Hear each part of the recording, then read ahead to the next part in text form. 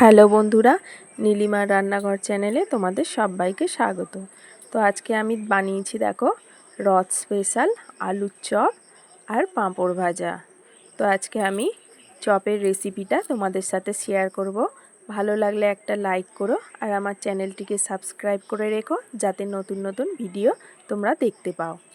তো চপ বানানোর জন্য আমি শুকনো খোলায় 8 থেকে 10টার মতো শুকনো লঙ্কা, 1 চামচ গোটা জিরে, 1 চামচ গোটা ধনে আর 10 থেকে 12টার মতো গোলমরিচ দিয়ে দিলাম।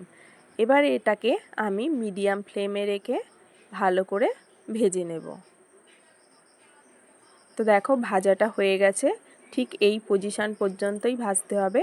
তারপর এটাকে আমি গুঁড়ো করে নেব। এদিকে আমি 1 বাটি বেসন নিয়ে নিলাম।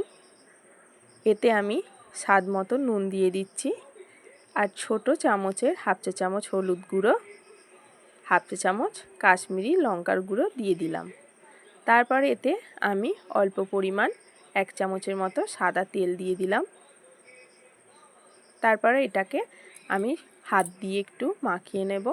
তারপর অল্প অল্প করে জল দিয়ে এটাকে আমি ব্যাটার বানিয়ে নেব। তো আমি এখানে অল্প অল্প করে জল দিয়ে বানাচ্ছি, একেবারে জল দিলে এটা পাতলাও হয়ে যেতে পারে। তো এই রকম ঘন করে আমি বানিয়ে নেব। এটাকে ফাটতে সুবিধা হবে, সেই জন্য প্রথমে আমি এরকম ঘন বানিয়ে নিয়েছি। তারপর এটাকে আমি জল দিয়ে ঠিক এই রকম একটু পাতলা করে নিয়েছি। ব্যাটারটা তোমরা দেখো ঠিক এই রকমই হবে। তারপর এটাকে আমি চাপা দিয়ে রেখে দিচ্ছি। এরপর আমি এদিকে কড়া গরম করতে বসিয়ে কড়ার মধ্যে সাদা তেল দিয়ে দিয়েছিলাম। তারপর লম্বা লম্বা করে কেটে রাখা পেঁয়াজগুলো দিয়ে ভেজে নিচ্ছি। এদিকে আমি 2টো আলু ভালোভাবে সিদ্ধ করে নিয়েছি। আমি এখানে আলুগুলো কিন্তু খোসা সমেত সিদ্ধ করে নিয়েছি, কারণ খোসা ছাড়া আলু সিদ্ধ করলে আলুগুলো ন্যাচকা হয়ে যায়, কিন্তু খোসা সমেত সিদ্ধ করলে আলুগুলো কিন্তু ন্যাচকা হবে না। এরপর হাত দিয়ে আমি একটু চটকে চটকে এইভাবে আলুগুলোকে ভেঙে নিচ্ছি। তারপর হাত দিয়ে প্রেস করে একটু আলুগুলো যেখানে দানা দানা আছে ভালো করে ভেঙে নিলাম। এদিকে পেঁয়াজটা ভাজা হয়ে গেছে। এরপর এর মধ্যে আমি 1.5 চা চামচ রসুন, 1 চা চামচ আদা দিয়ে দিলাম। এরপর এটাকে আমি ভালো করে ভেজে নিচ্ছি। ততক্ষণ ভাজবো যতক্ষণ না আদা রসুনের কাঁচা গন্ধটা চলে যাচ্ছে। পেঁয়াজটা বেশি ভাজবো না, ঠিক এই রকম থাকবে। এরপরে এর মধ্যে আমি 2 চামচ জিরের গুঁড়ো দিয়ে দিচ্ছি। তারপর মশলাটাকে আমি ভালো করে একটু নাড়িয়ে চাড়িয়ে নিচ্ছি। তারপর ম্যাশ করা আলুগুলো আমি এই মশলার মধ্যে দিয়ে দিলাম।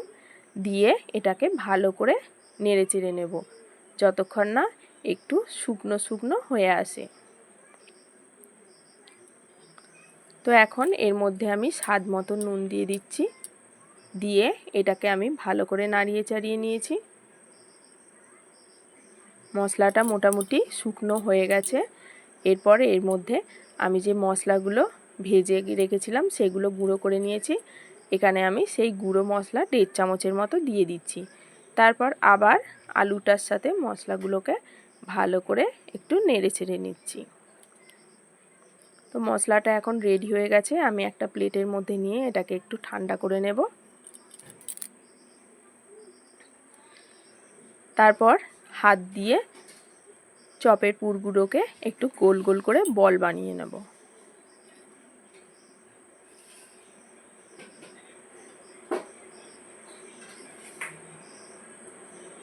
আমি কিন্তু একসাথে সবগুলো এখানে বানিয়ে নিয়েছি, দেখতেই পাচ্ছ এইরকম গোল গোল বল করে নিয়েছি। তারপর আমি এখানে একটা পেপারের কাগজ পেতে নিয়েছি। এর মধ্যে 1 মুঠো বেসন আর 1 মুঠো ময়দা দিয়ে ভালো করে মিশিয়ে নিচ্ছি। তারপর ওই যে চপের গোল গোল বলগুলোকে আমি এই বেসন আর ময়দার যে মিশ্রণটা করে রেখেছিলাম সেটার মধ্যে একটু মাখিয়ে নিচ্ছি, যাতে হাতের মধ্যে না লেগে যায়। এরপর হাতের মধ্যে শুকনো একটু বেসন আর ময়দার গুঁড়োটা নিয়ে এইভাবে প্রেস করে করে বানিয়ে নিতে হবে।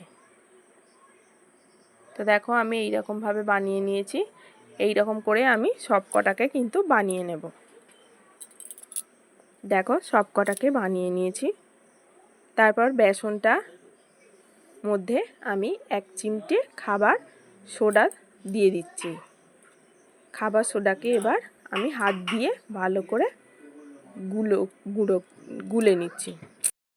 এরপরে দেখো আমি কড়াইয়ে তেল গরম করতে বসিয়ে দিয়েছি আর চপের একটা পুরকে নিয়ে বেসনের মধ্যে এইভাবে ভালো করে একটু হাত দিয়ে ডুবিয়ে নিচ্ছি।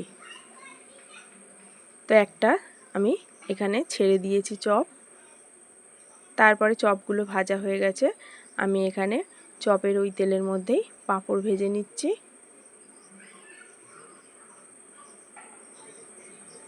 চপগুলোকে আমি পেপারের কাগজের মধ্যে বিছিয়ে দিয়েছি যাতে এক্সট্রা তেলটা চলে যায়। আর এখানে পাঁপড়গুলোও ভাজা হয়ে গেছে। তারপর এটাকে আমি একটা প্লেটের মধ্যে সাজিয়ে তোমাদের দেখাচ্ছি। তো দেখো চপগুলোকে আমি প্লেটের মধ্যে সাজিয়ে নিয়েছি আর এখানে রয়েছে পাঁপড় ভাজা। তো রেসিপিটা কেমন লাগলো তোমরা অবশ্যই কমেন্ট করে জানাবে।